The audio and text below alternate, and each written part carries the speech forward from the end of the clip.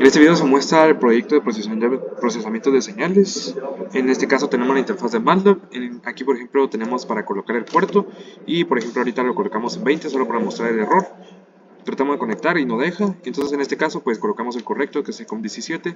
Podemos conectar el dispositivo y desconectarlo. Entonces en este caso voy a conectarlo y aquí puedo recopilar datos. Voy a un segundo de señal, le doy recopilar datos. En este caso tenemos el osciloscopio con una lectura en el canal 1 del ADC, que viene también del generador de funciones, y el canal 2, que es el canal azul, es del propio del DAC, del STM. En este caso tenemos una frecuencia de 10 Hz y efectivamente MATLAB está generando la señal a una frecuencia de 10 Hz. Por ejemplo, ahora cambio la duración, pongo recopilar datos y entonces ahora va a tener un tiempo de 2 segundos la señal graficada. En este caso, por ejemplo, también tenemos en la salida, tanto en la entrada como en la salida se genera. Y por ejemplo, como tenemos 10 Hz, vamos a aplicar un filtro pasaaltas, orden 4 y frecuencia de corte vamos a colocar recordando que tiene que ser la mitad de la frecuencia de muestreo. Por ejemplo, si la frecuencia de muestreo actualmente es de 1000 Hz, si yo le coloco por ejemplo un valor de 600 me indica que la frecuencia es errónea. Entonces por ejemplo ahora voy a colocar una frecuencia de 200 y genero el filtro. Le puedo mostrar en decibeles y adimensional, también en radianes por muestra y en hertz. Entonces en este caso pues en la salida como es un pasaaltas, entonces en este caso la señal la está eliminando. Por ejemplo, si coloco un pasabajas, y de igual forma genero el filtro, es adimensional y en este caso pues no le hace nada a la señal, pues porque estamos dentro de las frecuencias que va a dejar el pasabajas. Por ejemplo, en este caso podemos exportar al microcontrolador, vamos a exportar un pasaaltas, generamos el filtro, ya tenemos adimensional y exportamos el microcontrolador. En este caso lo que va a hacer es eliminar la señal, puesto que es un pasa altas, no pasa bajas. Por ejemplo, si volvemos a colocar el pasabajas, generamos el filtro y exportamos el microcontrolador y en este caso pues la señal vuelve a aparecer porque ahora tenemos un pasabajas y va a dejar de pasar la frecuencia de 10 Hz.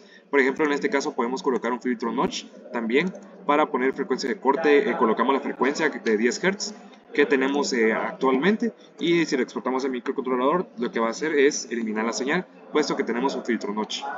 Aquí tenemos también la parte del tiempo real. Por ejemplo, vamos a cambiar la frecuencia a una frecuencia de 30 Hz.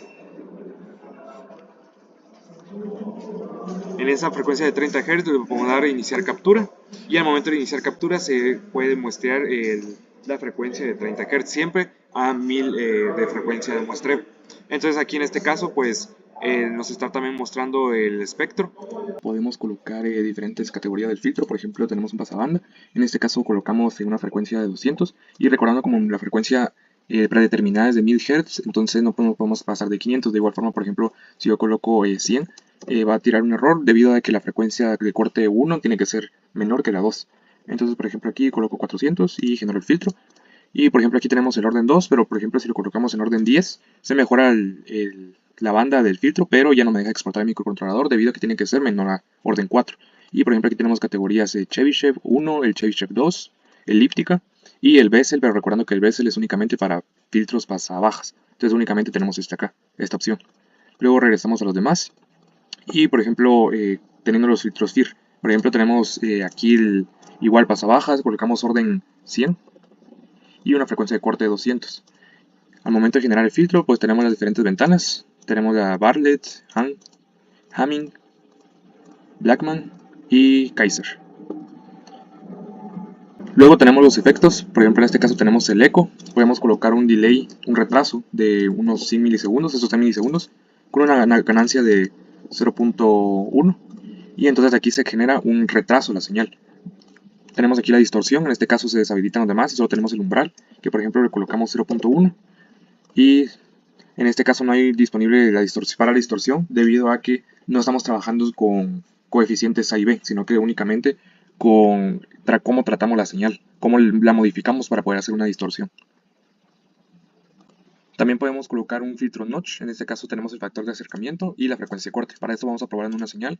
Tenemos aquí para cargar datos, podemos cargar tanto archivos .mat, CSV y cargar un audio, MP3 o WAV. En este caso podemos cargar un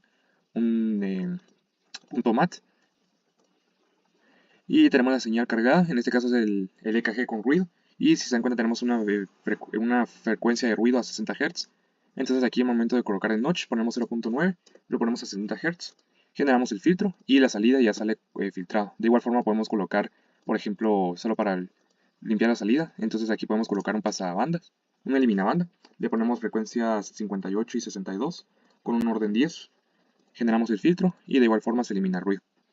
También podemos cargar archivos de audio, podemos cargar, como bien se mencionaba, audio.wav o mp3.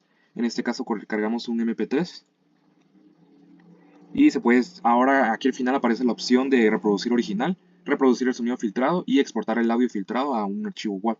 En este caso, por ejemplo, reproducimos la señal original.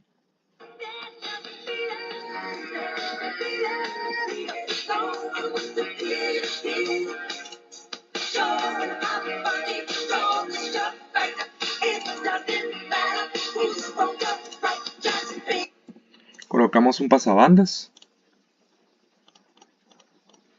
Y entonces a la hora de la señal está filtrada y este es el sonido de la señal filtrada.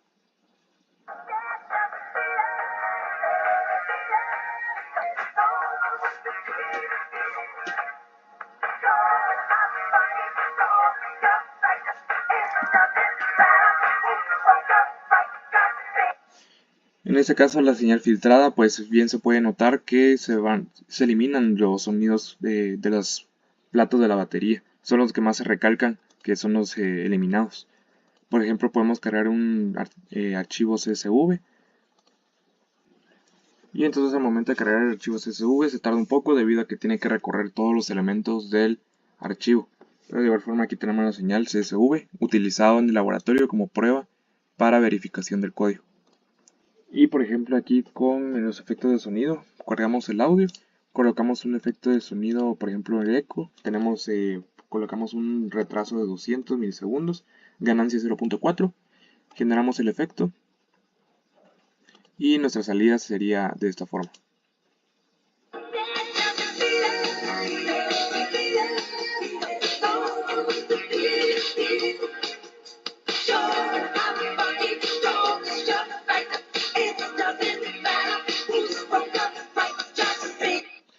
Por ejemplo, para la distorsión, en este caso, por ejemplo, ponemos un umbral de 0.1 y si se dan cuenta aquí no hay disponible la respuesta en frecuencia debido a que, por ejemplo, en la salida lo que hacemos es recortar la señal